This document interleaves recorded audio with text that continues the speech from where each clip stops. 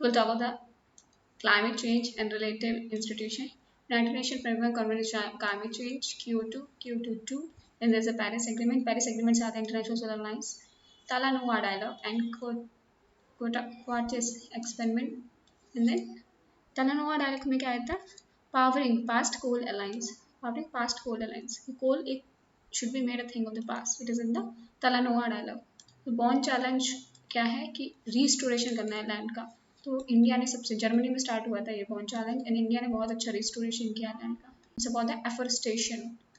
So if you talk about India, India is the first country in the world to launch country report progress card on Bond challenge. Bond challenge पे पहली बार India launch करी country report progress card and the challenge for the restoration of the countries forest land. Forest land को क्या कर restore करना है, launch किसने किया, जर्मनी एंड IUCN ने किया। तो किसने लॉन्च किया है Bond challenge in Germany and IUCN to restore 150 million of hectare of the world degraded forest land by 2020. तो हमें कितना करना है 150 million of world hectare land restore करना by 2022. So we'll have to restore 150 million hectare of the land by 2020. So it is estimated that outcome क्या होगा इसका, इसमें $84 billion per year सेव होंगे if we restore the land. For the it will bring out the positive outcome and opportunity for the rural community. So it will also bring out the positive outcome and opportunity for the rural community. So India has committed to store 13 million hectare of the degraded forest under bond. तो India कितना store करेगा 30 million hectare of the land under bond. तो total कितना करना है पूरी country को 150 million hectare. And what is India's is like Indians have to restore 30 million hectare and is called as a green climate fund. So हमारा target क्या है to reduce the greenhouse gas emission by 5%। 1995 में first protocol under आया था, यूएनएसएस के अंदर first protocol था, बस क्योटो प्रोटोकॉल। एंड इसमें क्या है हिस्टोरिक इनजस्टिस की बात करिए तो क्योटो प्रोटोकॉल का क्या है पॉल्यूटर्स पे प्रिंसिपल, क्योंकि हिस्टोरिकली जो डेवलप कंट्री है they have polluted the environment, तो इस यहाँ पे है कॉन्सेप्ट ऑफ पॉल्यूटर्स पे। So Kyoto Protocol there is a common but differentiated responsibility. Annex 1, Annex 2 and non-Annex country, developed country है, Annex 2 में non-developed countries है like India. तो क्योटो का फर्स्ट कमिटमेंट पीरियड था 2005 से लेकर 2012 तक, second commitment period from 2012 to 2020। तो इंडिया एंड चाइना जैसे कंट्री खुश है क्योंकि क्लीन डेवलपमेंट मैकेनिज्म के अंदर इनको टेक्नोलॉजी मिल रहे थे, पैसे मिल रहे थे under this Kyoto protocol. And Kyoto protocol का फर्स्ट फेज 2012 तक एंड दूसरा 2012 to 2020। सो क्योटो चला, क्योटो 2 में फुल बोला जापान ने हम थक गए हम पैसे नहीं देंगे, तो क्योटो के बाद आता है पेरिस एग्रीमेंट। तो फिर क्योटो में क्या था developing countries and develop countries का अलग अलग कॉन्ट्रीब्यूशन था, लेकिन यहाँ पे पेरिस एग्रीमेंट में कोई डिफरेंशिएट नहीं कराया गया बिटवीन डेवलपमेंट डेवलपिंग कंट्रीज और कोई भी टारगेट नहीं दिया गया। पहले दिया था 5% रिड्यूस करना है, यहाँ पे कोई टारगेट नहीं दिया, यहाँ पे बोला नेशनली डिटरमाइंड कंट्रीब्यूशन, हर एक कंट्री अपने अपने हिसाब से नेशनली डिटरमाइन करेंगे। तो इसलिए यूएसए ने क्योटो साइन नहीं किया था लेकिन पेरिस एग्रीमेंट साइन किया था। तो टारगेट क्या है इसका बाइंडिंग, जो भी आप डिसाइड करोगे नेशनल डिटरमाइंड कंट्रीब्यूशन वो बाइंडिंग होगा। एंड इसमें क्या था इसमें फिर उन्होंने बोला डेवलप्ड कंट्री डेवलपिंग कंट्री हमें कुछ तो दो, बोला कि ठीक है आपको $100 बिलियन देंगे डेवलप कंट्री डेवलपिंग कंट्रीज को। तो इसमें ये डिसाइड किया गया पेरिस एग्रीमेंट में $100 बिलियन हर साल डेवलप्ड कंट्रीज डेवलपिंग कंट्रीज को देंगे 2015 से लेकर 2020 तक। तो पेरिस एग्रीमेंट से इंडिया एंड फ्रांस मिलकर स्टैब्लिश करते हैं इंटरनेशनल सोलर अलायंस। जिसमें पहले था कि पहले जो ट्रॉपिक्स कंट्री वो आ सकते हैं, अब तो कोई भी कंट्री आ सकती है इसका मेंबर बन सकते हैं। फिर इसके बाद वन चैलेंज हुआ तो इसमें क्या हुआ फिजी को प्रेसिडेंट बनाया गया, लेकिन इतनी छोटी कंट्री थी यहाँ पे एक जगह ही नहीं थी, तो जर्मनी में की गई अगली मीटिंग। तो फिजी के वर्ड होता है तालोनुआ मीन्स कॉपरेशन नॉट कन्फ्रंट्रेशन, कि आप लोग झगड़ा करना बंद करो एक साथ कॉपरेशन करो to fight the climate change, तो इसे बोलते हैं तालोनुआ। क्योंकि $500 billion developing countries develop country दे नहीं रही थी, तो तालोनुआ डालो झगड़ो मत जस्ट कॉपरेट, तो बड़ी बड़ी बातें करी है इसमें। तो यहाँ पे क्या हुआ चाइना रो रहा है तालोनुआ डायरेक्ट में हमें पैसे दो, लेकिन इंडिया और यूएसए ने बायलैटरल एग्रीमेंट करके यूएसए ने बोला क्यों हम पूल में पैसे डालें $100 बिलियन सबको जाएंगे, ऐसा यूएसए ने डायरेक्टली इंडिया को पैसे दे रहा है अंडर द बायलैटरल एग्रीमेंट।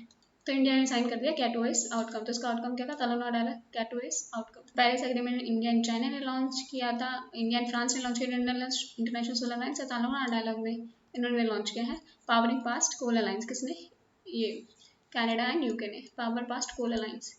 तो पावरिंग पास्ट कोल अलायंस की कोल को क्या बनाना है should be made a thing of the past 2030 तक। तो सारी जो developing country they will stop using coal and developed country 2030 तक एंड डेवलप्ड कंट्री 2045 तक they will stop using coal. लेकिन कोई बड़ी बड़ी कंट्री इंडिया जैसे चाइना सबसे largest producer, India second largest producer, Australia the biggest supplier, जैसे USA and France Germany, तो many of the country depend on the coal, तो किसी ने इसको साइन नहीं किया। ये किसका था यूके एंड कनाडा का। तो छोटी छोटी कंट्री मार्शल आइलैंड उन्होंने बोला कि what we are facing now will face in future, तो इन्होंने ज्वाइन करो, लेकिन किसी भी बड़ी कंट्री ने ज्वाइन नहीं किया, कनाडा एंड यूके ने स्टार्ट किया था इन तालोनुआ डायलॉग। फिजी में बोलते हैं कॉर्पोरेशन ताइवान को। सबसे ज़्यादा कंट्री में कार्बन क्रेडिट किससे मिलता है? चाइना को मिलता है। सिंगल लार्जेस्ट अगर प्रोजेक्ट देखें तो इट्स दिल्ली मेट्रो, कार्बन का प्रोजेक्ट, कार्बन ट्रेडिंग का प्रोजेक्ट दिल्ली मेट्रो। यहाँ पे NX1 कंट्रीज है। NX1 कंट्रीज में आती है OECD की जो डेवलप्ड रिच नेशंस है प्लस EIT नेशन। EIT है इकोनॉमीज इन ट्रांजिशन, जो प्रायर टू 1990 इंडस्ट्रियलाइज थे, वर्ल्ड वॉर 2 के बाद इंडस्ट्रियलाइज थे, लेकिन वो रिच OECD के मेंबर नहीं है। तो यहाँ इकोनॉमिक्स आई, जैसे ये है CIS, confederation of Indian independent states, ये USSR के पहले पार्ट थे, वो सारे भी आते हैं इसमें EIT नेशन में, इकोनॉमिक्स इन ट्रांजिशन। पहले ये क्या थे? इंडस्ट्रियलाइज थे पोस्ट वर्ल्ड वॉर के बाद या 1990 से पहले। So these are EIT nation, economies in transition in the NX1, OECD country और EIT nations in NX1। तो कौन सी कंट्री आते हैं? यूक्रेन है। बेलारूस, इनकी इकोनॉमी काफ़ी ठप पड़ गई है, लेकिन ये अभी इकोनॉमीज इन ट्रांजिशन है। So we see NX1 and non-NX1 countries. And non-NX countries कौन है? डेवलपिंग कंट्रीज है। And NX1 में क्योटो प्रोटोकॉल बाइंडिंग था, एंड नॉन डेवलपिंग कंट्रीज में Kyoto protocol is not binding. So what are the agreement अंदर Kyoto protocol? इसमें क्या था? ग्रीन हाउस के एमिशन को कम करना है, एवरेज 5.2% तक खत्म करना है। फर्स्ट कमिटमेंट पीरियड था इसका 2008-2012, तो हमें ग्रीन हाउस गैस एमिशन करना था 5.2%, and first commitment period 2008-2012, and 6 green house gas थी क्योटो प्रोटोकॉल अंदर, एंड इट इज अंदर था NX-A। तो मैं रखना NX1 कंट्रीज थी, नॉन NX1 कंट्रीज थी। NX-A में ग्रीन हाउस गैस एमिशंस के बारे में लिखा है। कौन सी ग्रीन हाउस गैस है? 6, CO2, CH4, NO2, PFC, HFC, SFX। तो PHS, तो PH हर्ष पागल, HSP, that is HFCs and SF6 and PFCs, तो हर्ष पागल। तो मॉन्ट्रियल प्रोटोकॉल की बात करें तो मॉन्ट्रियल प्रोटोकॉल में यहाँ पे क्योटो प्रोटोकॉल से सिर्फ एक चीज़ है, HFC, हाइड्रोफ्लोरोकार्बन। तो हाइड्रोफ्लोरोकार्बन, तो मॉन्ट्रियल प्रोटोकॉल में एक है आउट ऑफ 6, NX-A की 6 ग्रीन हाउस गैस में से एक है, that is HFCs। Stockholm convention में कोई है? स्टॉकहोम कन्वेंशन में ऐसी चीज़ें DDT है, हेक्साक्लोरोबाइफेनाइल है, एंडोसल्फान है, तो ये सारी चीज़ें कोई भी NX-A की चीज़ें आपको स्टॉकहोम में नहीं मिलेगी। मॉन्ट्रियल में सिर्फ एक चीज़ मिलेगी, that is HFC। Kyoto protocol almost सबने साइन किया था, एक ने विड्रॉ कर लिया था, दैट इज कनाडा। किसी ने साइन भी नहीं किया, वो था US। क्योटो प्रोटोकॉल साइन नहीं किया। तो आप कुछ टेक्नोलॉजी चेंज करनी है, सपोज 100 यूनिट खत्म करिए, जापान, जर्मनी, ये फ्रांस, इन वाली कंट्रीज को। तो इसमें क्या है कि आप अगर ट्रांजिशन कर रहे हो from the one energy source to another energy source, it's just like you are changing the economy, change economy। यहाँ पे cyclic unemployment आता है। तो NX2 में क्या है? NX2 आया कि तभी काफ़ी ज़्यादा साइक्लिक अनएम्प्लॉयमेंट के प्रॉब्लम हो सकते हैं डेवलप्ड कंट्रीज। तो इसमें सिर्फ OECD मेंबर है, NX2 में ओनली OECD मेंबर। तो ये मनी और टेक्नोलॉजी ट्रांसफर कर सकते हैं under the clean energy project and clean development mechanism. Developing countries को कर सकते हैं और अपना टारगेट फुलफिल कर सकते हैं। क्लीन डेवलपमेंट मैकेनिज्म में क्या है कि NX2 में सिर्फ only OECD country can transfer the money and technology to the developing countries under clean energy project and under the clean development mechanism. So clean development mechanism between the NX2 and non-NX nations, where NX2 either transfer technology or money to the non-NX country on the ground and clean, ठीक है। तो इसमें clean development mechanism is between the NX2 and non-NX nations, जहाँ पे NX2 countries हैं, either transfer करेंगे technology or money to the non-NX to generate certified emission reduction। तो इन्हें क्या मिलेगा? certified emission reduction in the non-NX1 countries। NX1 में OECD और ये इकोनॉमिक्स इन ट्रांजिशन आते हैं, तो इनके पास तो मनी एंड टेक्नोलॉजी होगी नहीं, तो सिर्फ NX2 में सिर्फ OECD मेंबर आते हैं जो मनी और टेक्नोलॉजी ट्रांसफर करेंगे टू द डेवलपिंग कंट्रीज। तो it was opposed by most of the country, ये OECD मेंबर्स हेल्प करेंगे, लेकिन it was accepted by India and Japan, China, because इन्हें पता था प्रोजेक्ट इनके पास ही आएंगे। तो हमारे पास भी दिल्ली मेट्रो प्रोजेक्ट आया था जापान से अंडर दिस क्योटो प्रोटोकॉल। तो 2001 में आया तो मेट्रो हमें टेक्नोलॉजी मिली, हमें CNG मिला, CNG we got freight from Japan. तो CNG आने से दिल्ली मेट्रो चल रहे थे, CNG पे चल रही है, तो इससे कार्बन एमिशन रिड्यूस हुआ, तो उसे बोलते हैं certified emission reduction, certified emission reductions. तो इंडिया को क्या हुआ? 300 यूनिट्स खत्म हो गए। तो ये इंडिया 300 यूनिट जो भी कम हुआ दिल्ली मेट्रो से, इंडिया सेल कर सकता है, जर्मनी, जापान, किसी को भी सेल करता है, फ्रांस को। तो ये सर्टिफाइड एमिशन रिडक्शन जो ये हुआ है, तो ये can trade between the non NX country can trade with the NX second countries. This is certified emission reduction. जो भी पैसे आते हैं उसको बोलते थे कार्बन क्रेडिट। तो ये बेचते थे develop non NX country second countries को बेचते थे ये कार्बन एमिशन रिडक्शन। एंड ये कैसे देते हैं? ऐसा कोई से वर्ल्ड बैंक, IMF से कोई कंट्रोल नहीं कर रहा है, ना GF। तो ये भेजा जाता है इन द एक्सचेंज होता है, उस पर सेल किया जाता है in the basis of market price. तो ये मार्केट डिमांड एंड सप्लाई पर डिपेंड करता है। तो Delhi metro is a project जिसने बहुत अन किया है थोड़ा कार्बन ट्रेड। लेकिन जो इकोनॉमिक्स इन ट्रांजिशन है यहाँ पे NX1 में, इकोनॉमिक्स इन ट्रांजिशन, तो ना इनके पास टेक्नोलॉजी है, मनी है, तो ये क्या करेंगे? इसमें क्या करेंगे, कोई भी develop countries, OECD country, in economies in transition nation के साथ, जैसे हो गया कजाकिस्तान, उज्बेकिस्तान, इन सारी कंट्रीज के साथ मिलकर they can start a project, तो जॉइंट इम्प्लीमेंटेशन कर सकते हैं यहाँ पे किसी प्रोजेक्ट का, तो रिड्यूस द एमिशन, जैसे दिल्ली मेट्रो हुआ था, वैसे कोई प्रोजेक्ट कर सकते हैं joint implementation between the Annex 1 की OECD as well as economic and transition countries. तो 2 और मोर Annex 1 कंट्रीज इसमें जॉइंट इम्प्लीमेंटेशन में आ सकते हैं, और यहाँ पे कोई कार्बन ट्रेडिंग की जरूरत नहीं है, तो वो जॉइंट इम्प्लीमेंटेशन कर रहे हैं, means they are following the project, joint implementation कर रहे हैं, यही इनका कमिटमेंट, को सेल करने की, बाय करने की जरूरत नहीं है। सो क्लीन डेवलपमेंट मैकेनिज्म में there is a buying and selling, लेकिन जॉइंट इम्प्लीमेंटेशन में there is no buying and selling, but clean development mechanism there is a buying and selling. तो जॉइंट इम्प्लीमेंटेशन क्या था, दो चार Annex 1 कंट्रीज मिलके, जो इकोनॉमिक्स एंड ट्रांजिशन के साथ मिलके अपनी ही कंट्री में इकोनॉमिक्स एंड ट्रांजिशन वहाँ पे अगर प्रोजेक्ट इम्प्लीमेंट करती है तो उसे बोलते हैं जॉइंट इम्प्लीमेंटेशन। एंड इसमें क्या है, Annex 2 countries under the clean development mechanism carbon emission reduction है, उसको सेल कर सकती है, कार्बन ट्रेड कर सकती है on exchange on the basis of demand and supply, इसको बोलते हैं कार्बन क्रेडिट, जब पैसा इसमें जाता है तो बोलते हैं carbon credit. So common emission reduction is a type of emission unit और कार्बन क्रेडिट इशू। तो कॉमन डेवलपमेंट मैकेनिज्म में क्या होता है, इट इज अ, जो कौन इशू करता है ये common carbon credit, it is issued by the common development mechanism institute board for the emission reduction project that is achieved by CDM project. तो जब भी CDM प्रोजेक्ट से अचीवमेंट होता है उसके लिए जो कॉमन डेवलपमेंट मैकेनिज्म का इंस्टीट्यूट बोर्ड होता है वो इशू करता है carbon credit. So the certified emission reduction can be purchased by Annex 1 countries to comply with their target. तो certified emission कौन खरीद सकते हैं, जो Annex 1 countries, जो OECD countries हैं वो खरीद सकते हैं अपना टारगेट मीट करने के लिए। The trading which occurs at a market price under the commodity exchange known as carbon credit, जो market price पर ट्रेडिंग होती है जिस अमाउंट पे होती है उसे बोलते हैं carbon credit. So carbon credit is a general term for any tradable certificate right to emit one amount of carbon dioxide or any equivalent carbon dioxide gases. So carbon credit general term होता है for any trading certificate right to emit one ton of CO2 or any equivalent amount of gas or any equivalent carbon dioxide greenhouse gas and any equivalent greenhouse gas. So carbon credit देखें तो it can occur only between Annex 1 as well as non-Annex countries. तो Annex 1 और non-Annex country के बीच में carbon trade हो सकता है, लेकिन रियलिटी में किसके साथ होना है, Annex 2 के साथ, बिकॉज ये जो है इकोनॉमिक्स इन ट्रांजिशन ये पैसे नहीं दे सकते, टेक्नोलॉजी नहीं दे सकते, ओनली OECD कंट्रीज के गए, तो Annex 2 के साथ होता है। तो कार्बन ट्रेड अगर टेक्निकली देखा है Annex 1 और नॉन Annex कंट्री, लेकिन clean development mechanism between Annex 2 and non Annex 1 countries. So joint implementation क्या है, flexible mechanism with all the countries with the emission reduction or limitation commitment. Annex 1 nation where two or more Annex 1 country can invest in a project to reduce the greenhouse emission in Annex 1 countries. तो project भी Annex 1 में लगेगा joint implementation में, to reduce the greenhouse gas emission. तो ये किसी को cell and बेचेंगे नहीं, बस अपना जॉइंट इम्प्लीमेंटेशन में, for example France and Germany एक साथ आते हैं कोई प्रोजेक्ट बनाते हैं तो वो इटसेल्फ इज रिड्यूसिंग एमिशन, इसमें बाइंग एंड सेलिंग नहीं होगी। क्लीन डेवलपमेंट मैकेनिज्म में there is a buying and selling of the carbon credit between the Annex 1 and non Annex 1 countries.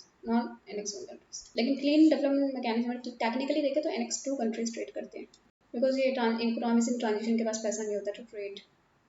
Paris agreement बात करें तो unlike Kyoto protocol, Paris agreement does not distinguish between developing nations. Paris agreement कैसे agreement between countries to limit the global warming by 2%, तो उसमें limit करनी है 2% about pre industrial level तक हमें क्या करना है, 2% ग्लोबल वार्मिंग को लिमिट करना है। तो 2 डिग्री सेल्सियस तक से नहीं बढ़ाना है, और the pre industrial level, suppose 80-50s में pre industrial level 21 degree Celsius अगर टेम्परेचर था तो 2 डिग्री से ज़्यादा नहीं बढ़ाना है, मतलब ओवरऑल ग्लोबल जो टेम्परेचर है वो 23 डिग्री से ज़्यादा नहीं होना चाहिए, 2 डिग्री सेल्सियस होगा एवरेज ग्लोबल टेम्परेचर, तो 2 डिग्री से कम रखना है। So they are pursuing the efforts कि जो एवरेज टेम्परेचर है 1.5 डिग्री सेल्सियस से ज़्यादा नहीं होगा, मैक्सिमम 2 डिग्री सेल्सियस।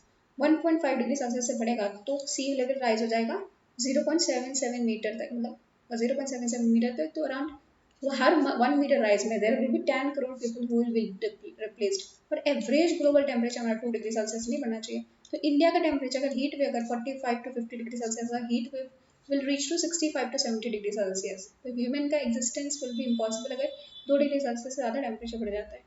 तो इसमें क्या होगा, तो लोग कोस्टल एरिया में जाने की कोशिश करेंगे हीट वेव से बचने के लिए, लेकिन क्या होगा कोस्टल एरिया में तो सी लेवल राइज करा होगा हो जाएगा, पर अंदर वाला एरिया ये क्या है, ड्रॉट प्रोन, तो human survival will be very difficult because of avalanche. Nepal खत्म बिकॉज इतना सारा glaciers will melt. This pressurize the effort to limit the temperature increase to 1.5 degrees Celsius. This strengthen the availability of the country to deal with the impacts of climate change. तो in Paris agreement each country commit करती है intended nationally determined contribution. तो Paris agreement में हर एक country को 5.3% कम करना था, लेकिन पेरिस एग्रीमेंट में हर कंट्री को अपने आप डिसाइड करना है whatever they have decide that are legally binding. तो इस इंडिया का कमिटमेंट क्या है? To reduce the intensity per unit GDP by 33 to 35%। Intensity per unit GDP मतलब सपोज इंडिया की जीडीपी $1000 है, तो $1000 में सपोज इंडिया 100 यूनिट निकालता है, तो इंडिया को क्या करना है? 33% कम करना है, मतलब 67% इंडिया का एमिशन होगा, 33% कम कर लेगा India. So it is what is called emission intensity per unit GDP, emission intensity per unit GDP। तो इंडिया ने बोला है बिलो 2005 लेवल हम कितना कम करेंगे? 32 to 35%। ठीक है, जो भी होगा इंटेंसिटी कम करेंगे पर यूनिट जीडीपी बिलो 2005 लेवल। ये क्रिटिसिज्म है भाई, 2030 तक हम खत्म कर लेंगे, लेकिन सब लोग बोला प्री इंडस्ट्रियल लेवल पे जाओ, 80-50s पे जाओ, लेकिन इंडिया कौन सा लेवल लिख रहा है? 2005 लेवल। थोड़ा सा क्रिटिसिज्म। तो 21 डिग्री सेल्सियस 23 डिग्री सेल्सियस तक हमें खत्म करना है। 2 डिग्री से ज़्यादा नहीं बढ़ना चाहिए, लेकिन टारगेट है 22.5 तक जाए वर्ल्ड का एवरेज टेम्परेचर। 1.5 डिग्री सेल्सियस से नहीं बढ़ना चाहिए, 2 डिग्री तो मैक्सिमम है। और सेकंड कमिटमेंट इंडिया का इंटरनेशनल नेशनल डिटरमाइंड कीजिए, पहले तो 30 to 35% कम करना है 2005 लेवल का जो एमिशन पर जीडीपी है। और सेकंड है कि इंक्रीज करना share of the non fossil fuel in the power generation to 40% by 2030। तो हमें इंक्रीज करना है 40%, अभी कितना 30% से 40% जाना है नॉन फॉसिल फ्यूल। तो 60% फॉसिल फ्यूल से आएगा एंड 40% नॉन फॉसिल फ्यूल से आएगा बाई 2030। तो इंडिया में देखो अगर रिन्यूएबल एनर्जी देखें तो सबसे ज़्यादा हाइड्रो है, फिर सोलार है, देन विंड एंड न्यूक्लियर। तो hydro, solar, wind and nuclear. तो अरेंज करें, सबसे पहला हाइड्रो है, फिर हमारा सोलर है, फिर विंड है, देन न्यूक्लियर है। सो इंडियन गवर्नमेंट का टारगेट क्या है? To generate 165 gigawatt of the renewable energy. हम कब तक जनरेट करेंगे? 2022 को। इंडिया को क्रिएट करना है एडिशनल कार्बन सिंक और 25.3 billion tonne of the carbon dioxide को 2022 में एडिशनल कार्बन सिंक तक क्रिएट करना है 2.5 to 3 बिलियन टन। और इंडिया क्या करेगा? जनरेट करेगा 165 renewable energy by 2022। So India में जितना भी जनरेशन होता है 57% कोल से आता है एनर्जी जनरेशन, 30% से लार्ज हाइड्रो पावर, 7% गैस से आता है एंड 1.97% मतलब 2% न्यूक्लियर से आता है। तो 57% कोल से, 13% लार्ज हाइड्रो पावर, 7% गैस से एंड 2% न्यूक्लियर से आता है। सो अगर विंड हाइड्रो पावर में देखें तो India the seventh largest producer in hydro power. Wind के केस में India the 4th largest wind power producer. तो सबसे ज़्यादा इंडिया में विंड पावर होती है तमिलनाडु, देन महाराष्ट्र, गुजरात। पोटेंशियल सबसे ज़्यादा गुजरात में है। इंडिया का अगर तमिलनाडु की बात करें तो मुपंडल जो विंड पावर है Tamil Nadu, Muppandal it's the second largest in the world. So Mupandal wind farm, the second largest wind farm in the world. तो मुपंडल तमिलनाडु में सेकंड लार्जेस्ट, तभी तमिलनाडु में सबसे ज़्यादा विंड जनरेशन होता है। पोटेंशियल सबसे ज़्यादा गुजरात में, सेकंड में महाराष्ट्र, 4th नंबर पे राजस्थान। तो तमिलनाडु, महाराष्ट्र, गुजरात एंड राजस्थान, लेकिन पोटेंशियल सबसे ज़्यादा गुजरात में। लार्जेस्ट कहाँ पे विंड पावर फार्म? चाइना में। सेकंड लार्जेस्ट मुपंडल इन तमिलनाडु। और सेकंड लार्जेस्ट विंड फार्म अगर इंडिया में देखो तो जैसलमेर विंड पार्क है, कहाँ पे? राजस्थान में। तो फर्स्ट है मुपंडल इन तमिलनाडु, सेकंड है Rajasthan, that is Jaisalmer wind farm in Rajasthan. हमारा टारगेट क्या है? 160 gigawatt for renewable energy by 2022। तो इंडिया को क्या करना है? 33% एमिशन इंटेंसिटी का हम करनी है पर जीडीपी, और 40% हमें क्या करना है? 40% रिन्यूएबल एनर्जी टारगेट है। फिर हमें अफॉरेस्टेशन करना है सच वे कि जो हम कार्बन डाइऑक्साइड है 2.5 to 3 billion tonne of the carbon dioxide को स्टोर कर पाए। तो नेशनल सोलर मिशन क्या है? एम्बिशियस प्रोग्राम है and tries to reduce try to generate solar power 100 gigawatt by 2022। हमें 100 गीगावाट किससे चाहिए? रिन्यूएबल एनर्जी, सोलर एनर्जी से चाहिए। और मनमोहन सिंह क्या टाइम था? 20 गीगावाट, और 5 टाइम्स बढ़ा दिया सोलर एनर्जी का target. Objective to make India as a world leader in the solar energy. तो India is the first country in the world which is going to make the nationally determined contribution. तो India की काफ़ी तारीफ हो रही है इसके लिए। इलेक्ट्रिक व्हीकल्स की इंडिया की प्रॉब्लम क्या है? एक तो चार्जिंग स्टेशन नहीं है। चाइना ने क्या है कि रोड्स को ही क्या कर दिया? चार्ज कर दिया। तो रोड पे गाड़ी चले वहीं से चार्ज हो जा रहा है। इंडिया को क्या करो? इलेक्ट्रिसिटी जनरेट करने के लिए भी कोल बंद कर दो। तो कहीं ना कहीं कार्बन डाइऑक्साइड एमिशन तो हो ही रहा है। इंडिया में प्राइस बढ़ रहा है इसका, जैसे BX थर्ड नॉर्म लगाई तो it might become unaffordable for the people. तो इंडिया का जो सोलर एनर्जी प्रोडक्ट है उसको सपोर्ट कौन कर रहा है? United Nation environment programme. तो इंडिया सोलर लोन प्रोग्राम है। तो India is also home to world का first only 100% solar power airport है इंडिया में। कोची एयरपोर्ट इंडिया का वर्ल्ड का first only 100% solar power air project, Kochi airport. तो 100% अगर देखिए सोलर एनर्जी एयरपोर्ट कहाँ पे है? तो it is in the Kochi Kerala. 100% railway station जो सोलर एनर्जी से चलता है, it is in Guwahati Assam. And largest floating national park, largest floating solar national park, it is in Wayanad. We are not Bansura Sagar Dam. We are not Bansura Sagar Dam.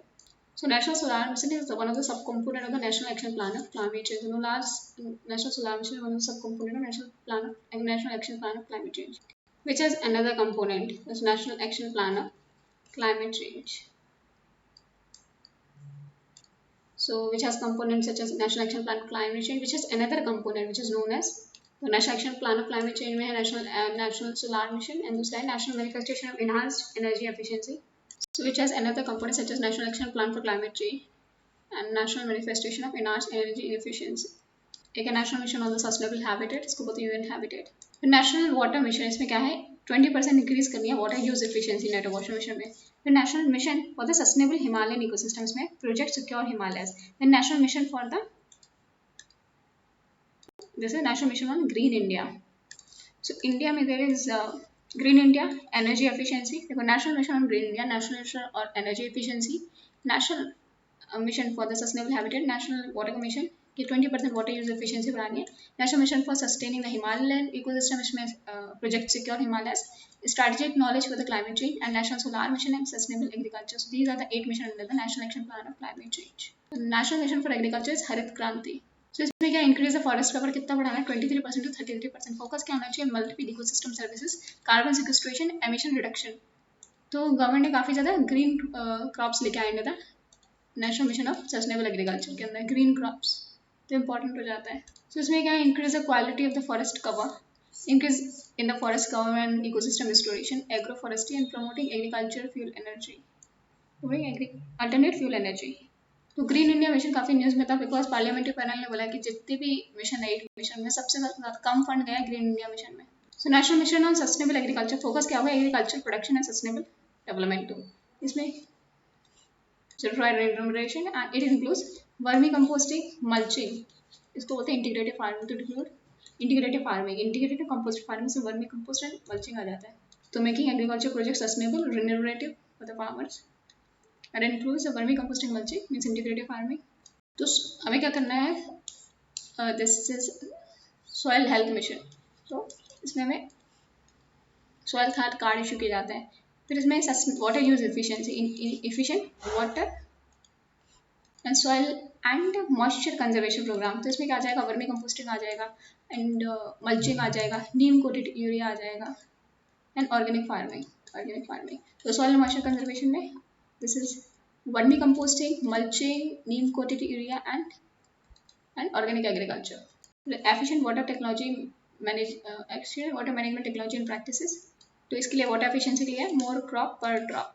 तो main streaming rain technology मतलब जहाँ पे rain से agriculture है वहाँ पे बंड बना के वाटर मैनेजमेंट करके यहाँ पे. लेकिन इसमें कहीं भी क्रॉपिंग पैटर्न के बारे में क्वेश्चन आता है कि क्रॉपिंग पैटर्न के बारे में बात करते हैं, doesn't talk about the cropping pattern. तो next is national mission for strategic knowledge for climate change. तो ये है ग्रीन क्लाइमेट फंड. ठीक है, ग्रीन क्लाइमेट फंड वही फंडिंग मैकेनिज्म के लिए. देखो पेरिस एग्रीमेंट वैसे तो बाइंडिंग नहीं है, लेकिन अगर आपने एक बार नेशनली डिटरमाइंड कंट्रीब्यूशन बोल दिए वो आप पे के लिए बाइंडिंग है. जो भी टारगेट है वो रिवाइज किए जाते हैं एवरी 5 ईयर. तो 2018 में आया तो 5 साल के लिए चलेगा एंड विल रिवाइज, जो भी target will revise in every 5 years. तो पेरिस एग्रीमेंट में इट इज फ्रॉम 2018 तो जब 2015 में आया पेरिस एग्रीमेंट. तो 2018 से 2023 तक ये 5 साल के लिए नेशनल डिटरमाइंड कंट्रीब्यूशन चलेगा. और अगर आपको पता लगाना है कि कंट्री जो भी नेशनल डिटरमाइंड कंट्रीब्यूशन है वो फुलफिल करेंगे तो उसके लिए आपको इंफ्रास्ट्रक्चर चाहिए. इंफ्रास्ट्रक्चर क्रिएट करने के लिए आपको पैसे चाहिए. तो इसलिए global demand facility is for fighting the climate change. Developing countries बोलेंगे वी डोंट हैव मनी कि हम इंफ्रास्ट्रक्चर क्रिएट कर पाए so that can we can measure कि हमने एक्चुअली कार्बन एमिशन रिड्यूस किया है. तो इसलिए इसके लिए होता है CBIT fund, capacity building for infrastructure and transparency fund. So it is capacity building for infrastructure and transparency fund. तो इससे इंफ्रास्ट्रक्चर बनाया जाता है सो दैट कैन मेजर कि हाँ सच में नेशनल डिटरमाइंड कंट्रीब्यूशन को आपने मीट किया है. So under the Paris Agreement, new fund was launched for transparent reporting of the nationally determined contribution को transparently report करने के लिए they have launched capacity building initiative for transparency. This capacity building initiative for transparency fund is also known as CBIT fund. So इसमें क्या होता है in this fund the party is agreeing with to help the annex second party by giving the fund to help strengthen the institutional and technical capacity of the non-annex country to their transparent reporting of the nationally determined contribution the Paris Agreement. तो जो annex 2 countries है वो क्या करती हैं non annex countries को, annex two country non annex country को पैसा देते हैं कि हाँ आप ये इंफ्रास्ट्रक्चर क्रिएट करो कि आप ट्रांसपेरेंटली रिपोर्ट कर पाओ कि हाँ सच में आपने नेशनल डिटरमाइंड कंट्रीब्यूशन को मीट किया है. जैसे इन दिल्ली में इतना पॉल्यूशन है, कैसे पता चलता है कि CBIT फंड से पैसा आया, वो पता लगाता है कि हाँ दिल्ली में इतना पॉल्यूशन है. So Green Climate Fund established a National Framework Convention on Climate Change in 2010 to assist developing nation in adaptation and mitigation practices for climate change. So Green Climate Fund में developed countries are agreed to give $100 billion per year 2015-2020 में, like $500 billion in total from developed countries to the developing and least developed countries. So अगर India में बात करें, India में Arunachal Pradesh, Maharashtra and Odisha, they have got the $43 million under the Green Climate Fund to enhance the impact of the coastal community on the impact of the climate change on the coastal community to save the mangroves, coral reefs and salt marshes in the coastal area. So Green Climate Fund 2010 में आया था, Green Climate Fund, and ये कहाँ पे से, south Korea में. And so Global Environment Facility 1992 में reversal में सेट हुई थी at Washington DC. तो ये शांगदो इंचियोन, यहाँ पे ही है ग्लोबल एनवायरमेंट फैसिलिटीज का हेडक्वार्टर. ग्रीन क्लाइमेट फंड का है, ग्लोबल एनवायरमेंट फैसिलिटीज का है इन Washington DC. Global environment facility Washington DC, ये स्टैब्लिश 1992 में. And green climate fund in 2010, तो ग्रीन क्लाइमेट फंड 2010 यहाँ पे इंचियोन साउथ कोरिया, वो था Songdo South Korea.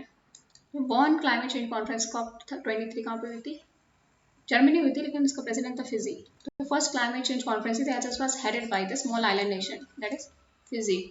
So in COP23 in the Bonn climate change, इसमें BRN था. This group is a sub national unit, जो USA में है, वहाँ पे स्टेट्स काफी इंडिपेंडेंट. तो सब जो स्टेट्स थे, ठीक है, it was led by California and New York against the Trump decision of pulling out of the climate change. तो वहाँ पे स्टेट्स प्रोटेस्ट कर रहे थे in the Trump decision of pulling out of climate change. तो ये था BRN, मतलब कुछ स्टेट्स हैं जो यूएसए की were supporting the Paris agreement.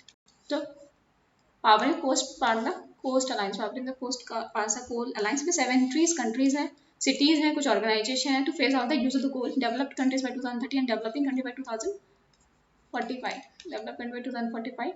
तो it was launched by UK and Canada. यहाँ पे मेजर कंट्री फ्रांस, क्योंकि फ्रांस में सब कुछ कोल खत्म है, वहाँ पे सिर्फ न्यूक्लियर एनर्जी आती है. तो इसे ज्वाइन किया है हवाई, इजराइल, फ्रांस, तुवालू एक पलाऊ कंट्रीज है, सन स्क्रीन मैंने, तो तुवालू अलग है, पलाऊ अलग है. तो Tuvalu and then Luxembourg, Costa Rica and Belgium. ये मेजर कंट्री कुछ सिटीज हैं, फॉर एग्जांपल यूएसए की कुछ इंडिपेंडेंट सिटी ज्वाइन कर सकती हैं.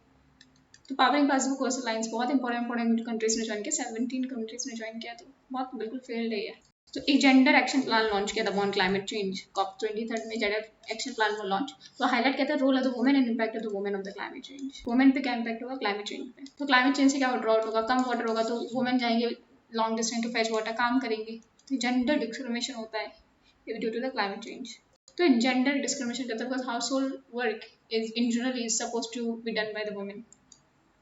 यहाँ पे लॉन्च किया था local community and indigenous people platform was launch which aim as to strengthen and share the best practices of the local community in dealing with the climate change. तो यहाँ पे कोल को बंद करने के लिए कोल अलायंस लॉन्च हुई थी वन क्लाइमेट चेंज समिट में COP23 में. For the first time role of the women and tribal communities was included. And यहाँ पे ocean pathway water partnership was launched. It aims to strengthen the inclusion of the ocean in FCC process. तो यहाँ पे Bonn climate summit में ocean को भी include किया था इन द UNFCCC प्रोसेस. तो पहले हैदराबाद में 2010 में जो हुई थी, तो वहाँ पे उन्हें हैदराबाद में ओशन याद आया था फॉर द बायोडाइवर्सिटी. नाउ अब यहाँ पे बॉर्न समिट में 2017 में इन्हें याद आ रहा है ocean for the climate change. तो यहाँ पे कॉन्फ्रेंस ऑफ बायोडाइवर्सिटी हैदराबाद में ओशन इंक्लूड कर लिया था. And in born climate change में क्लाइमेट चेंज के लिए ओशन को रोल इंक्लूड किया इन 2017. तो इसलिए there is a blue carbon words. पहले फैसिलिटेटिव डायलॉग था, उसका ही नाम चेंज किया तालानोवाड़ा. तो वो launch as a facilitative dialogue in which decision are inclusive and participative and transparent. So तालानोवाड़ा डायलॉग में डिस्कशन होता है which are not confrontational in nature. And Katowice dialogue में यहाँ पे इन्होंने बोन क्लाइमेट चेंज में रूल बुक नहीं बनाई, rule book was made in कैटवाइज dialogue. तो मेजर आउटकम है कैटवाइज एग्रीमेंट का 2018 में होता है कि जो कंट्रीज हैं दे एग्रीड कि रूल बुक्स बनाएंगे. जो पेरिस एग्रीमेंट है 2015 में पेरिस एग्रीमेंट आया, रूल बुक बनाएंगे 2018 में, इंप्लीमेंट कब करेंगे 2020 में. तो मजे चल रहे हैं. तो most of the members except US, Saudi Arabia, Kuwait and Russia welcome the IPCC. तो ज़्यादा कंट्री ने वेलकम किया है IPCC रिपोर्ट.